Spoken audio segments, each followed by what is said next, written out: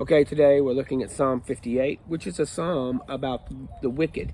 It says, "Do you indeed speak righteousness, O congregation? Do you judge uprightly, O sons of men? Yea, in heart you work wickedness. You weigh the violence in your hands in the earth." The idea that people are wicked, the idea that people choose wickedness over righteousness. Their poisonous is the poison of a serpent. They are like the deaf adder that stoppeth her ear. And the idea that the psalmist goes and calls out to God to break their teeth in their mouth, break the great teeth of the young lions. Again, we're using imagery here. The idea that we're asking God to stop the wicked. And he is the one that we're looking to. Later, we'll learn that he says, "Vengeance is mine, saith the Lord." This is not men taking vengeance in their own hand. It's praying that God would avenge, that God would take care of the wicked. It says, "The righteous shall rejoice when he sees vengeance. He shall wash his feet in the blood of the wicked." The idea, again, is imagery. The last verse tells the whole thing. "So that a man will know, verily, there is a reward for the righteous. Verily, he is God, and he judges on the earth."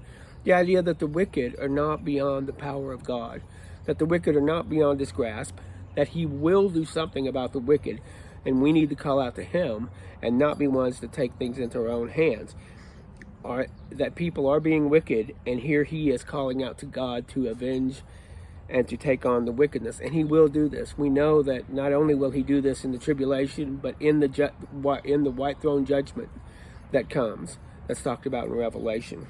So the wicked will be punished.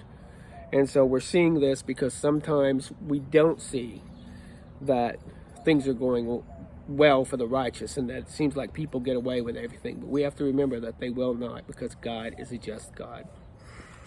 Today we start in Numbers chapter 1. Once again, Leviticus, Numbers, part of Deuteronomy. People think it's ho-hum, but there's a lot of things to be said here. We're going to go over some of it fairly fast, and I'm going to ask you to go back and read a lot of this for you. I'm not going to pull out every bit of it, because some of it is repetitious. But we're doing a census. We're doing who's now in this nation. And later on, you'll find out that doing genealogies and doing a census of the people is very important. Many times, especially after the diaspora, after they would call back to the land with Ezra and Nehemiah, you had to prove your pedigree. You had to prove you're of Issachar, or prove you're of Benjamin, or prove you're of Manasseh, or you could not get into the land. You could not go and take your inheritance. So he speaks this in Sinai, in the tabernacle, and this is on the first day of the second month. Now remember, this is concluding the ideas that we've seen in Leviticus. Many of the things in Leviticus were written after remember that the tabernacle was put up and it was consecrated in the first month, and this is in the second month. So the idea that here we are, they've consecrated the tabernacle, and they've talked about many of the things that we've talked about. And now they're starting to talk about, he says, "Take a sum of the congregation and number them by their names, 20 years old and upward, men that are able to go to war." So the numbers we're talking about here are not women and children. They're not older people, and not the really young. We're talking about warriors here. So the numbers you get, you can multiply times 2 or 3 to get an idea of the size of the nation. And then we're not counting the people who are not of Israel. So it's very important we understand some of the numbers that we're going to be looking at. So first of all, he calls all the heads of the families, and you'll see that in 4 through 17. And then he starts calling them out by tribe. He starts with Reuben, and a lot of the nomenclature, a lot of the things we're seeing is the same words over and over. So notice that he'll say things like, the children of Reuben, Israel's eldest son, by their generations after their fathers, in the house of their fathers, according to the number of the names, by their polls, every male 20 and upwards, all that were able to go to war. And they'll repeat this again and again. You'll notice that several times you get things repeated. And so you're going to get this thing repeated like 12 times here, where it talks about the numbers of the tribe. Like, for example, Reuben had, they'll say 46,500. So there are 46,500 men who were able to go to war in Reuben. Then we go to Simeon, and we find out that there's 59,300. And so he says that. Then we go to Gad, and again he says the same nomenclature, by their generations after their families, by the houses of their fathers, according to the number of their names, from 20-year-olds and upward, that were all able-bodied to go forth to war. One of the reasons why chapter 1 goes on so long is because it repeats this. Now people get bored with this because they feel like they're reading the same thing. But I'm going to glean over and show you some important stuff in this chapter.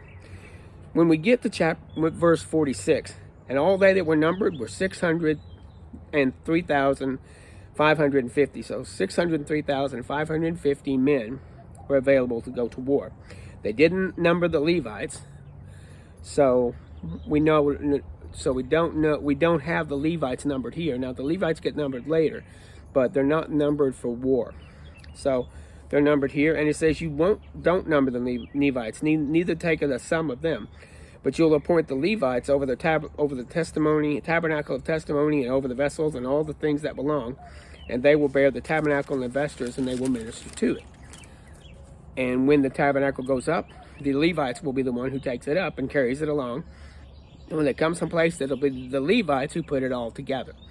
And we'll learn in a minute that there were certain tribes of the Levites that would do certain things. So we're going to look at some numbers real quick. Here we go. I'll try to set this so you can see it. I've written all the numbers so you can see. These are the numbers of the children of Israel as accounted for. You'll notice that there's none for Levi. So I'll go down and we'll show it again. But the important thing is the numbers at the bottom. You'll see that there's 603,550, and this is from this census. In 2651, you'll notice in Book of Numbers, they do another census. That's 601,730. And there's a difference between the two. What this means is, and we'll find out later, that God replaces, see, these are the sinful men of war who would not go in, and these are the men of war who would go in with Joshua. This is a generation. And God almost replaces his army, the first army, 603,550, with an army of 601,730. Almost man for man in this 38-year package. So God replaces, it's like he redeems the bad army with a good army, an army that will obey. But it's interesting, that's what these numbers reveal in Numbers 1. Numbers 1 is the first census. Then you'll get down to 26 and you'll see another census. These are the ones who would go and fight for what God has wanted to do with the Israelites and give them this nation, the land of milk and honey. When we're looking at chapter 2, we're looking at who are the captains, and we're looking at how the nations are set, how the tribes will be grouped. They were just grouping everywhere, but now God wants to put them by tribe, and he wants to put them in specific places. And the placement is interesting. You don't catch this when the first time through, but he's talking about how I want somebody to, you're going to be here, and you're going to be set the tabernacle up. And then he's going to put people to the north of the tabernacle, to the east of the tabernacle, to the west, and to the south. And he puts certain tribes north, certain tribes south, certain tribes east, and certain tribes west around the tabernacle. You also get the idea that he's not talking northeast or southwest or southeast or southwest. He's not talking in the diagonal type of directions. He's talking specifically is north and south, east and west. This is very important. So when you go through chapter 2 and go through it on your own, I won't go through all of it all, but he talks about where he wants them to pitch. On the east side, you'll take the standard, and everybody had their banner of who you were, the standard of who you were, and Judah would pitch on the east. Next of them would pitch Issachar.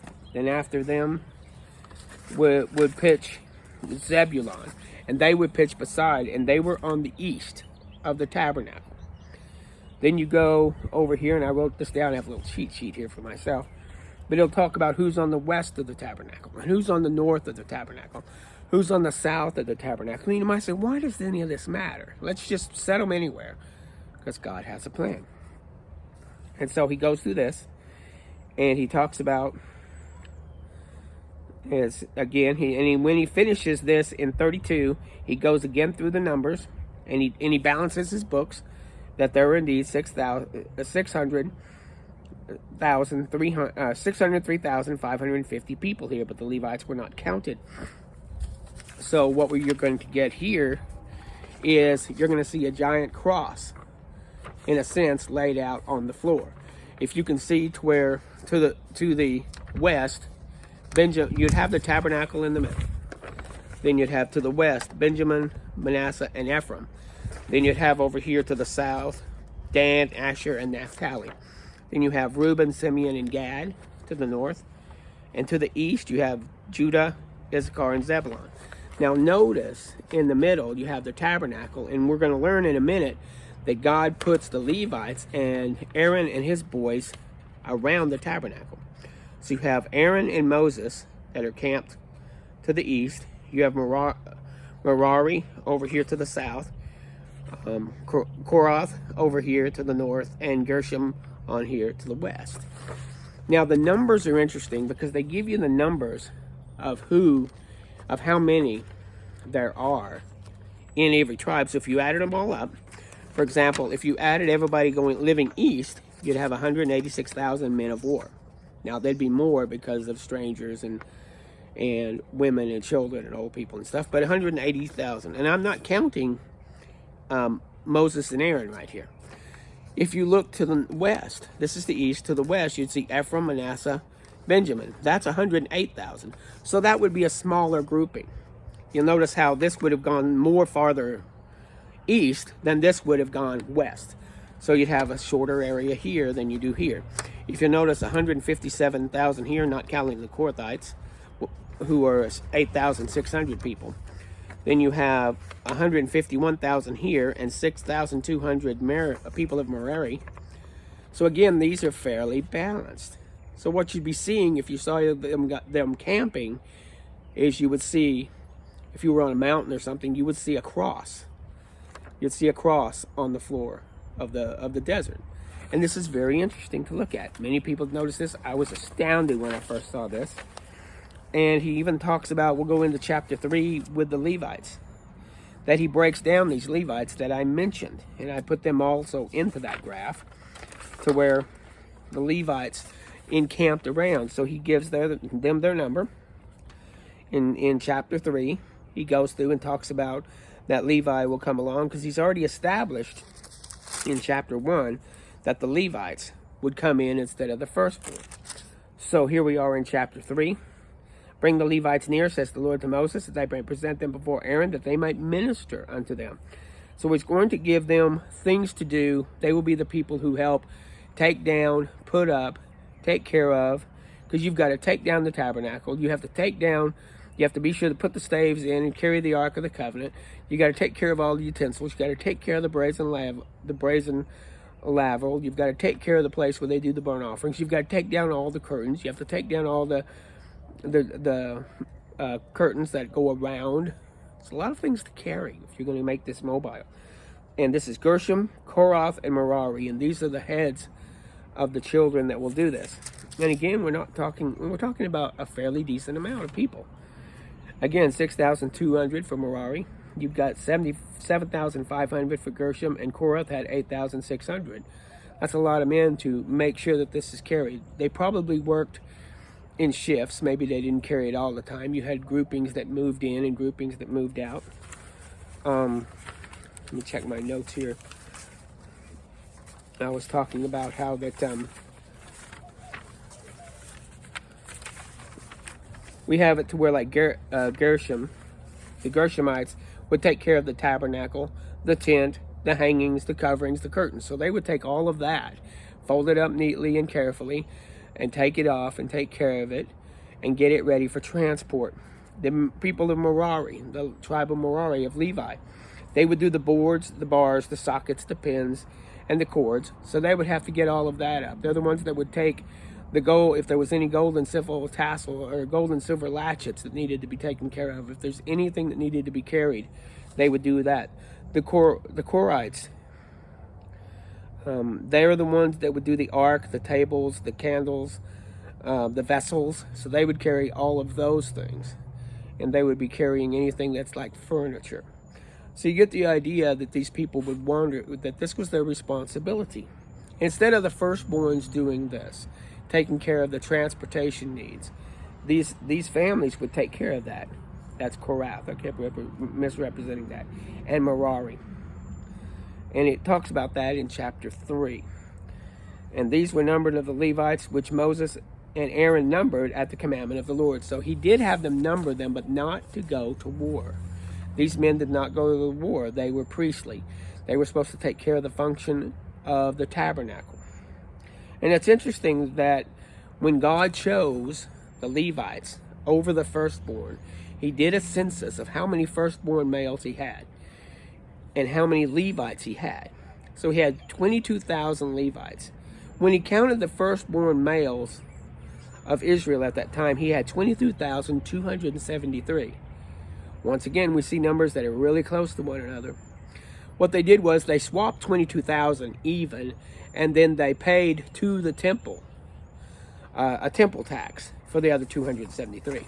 I misspoke yesterday when I was talking about in Leviticus that people would go and make their vows and get money. No, they took their vows and they paid money to do this vow. It's a way of doing a free will offering that involved a personal bit of worship. So if you're going to do a free will offering and a personal bit of worship, there were shekels involved. Or if you're going to dedicate to somebody, there were shekels involved for dedication. So I got that backwards yesterday. Sorry about that. I love the fact that while doing this, sometimes I'm learning. Sometimes I learn what I'm doing. But those are the first 3 chapters. And so at the very end of chapter 3, we're balancing all the books. Here we are making sure that everybody's accounted for. They know what they're doing. They're all set up for marching. All that's left is to blow the whistle and go. And when we find out, that's the one thing they don't do. God's got it all set up. And then we're going to see that there'll be some infighting. So people fighting over who's really running the show. And then we're just going to see a lot of problems come up. But from God's point of view, he's got it organized. He's got it all set up. Now he's going to have how they're going to travel, what people are going to see, what they're going to know. And this organization is key. Our God is a God of organization. Our God is a God of design and structure. And let's not remember that, because when it comes to dealing with him, we need to deal with him in the structure and designs that he has created. Sin is missing the mark. Sin is very often just doing something not the way it's supposed to be done. So find out how God wants something done, and let's do it that way. Thank you.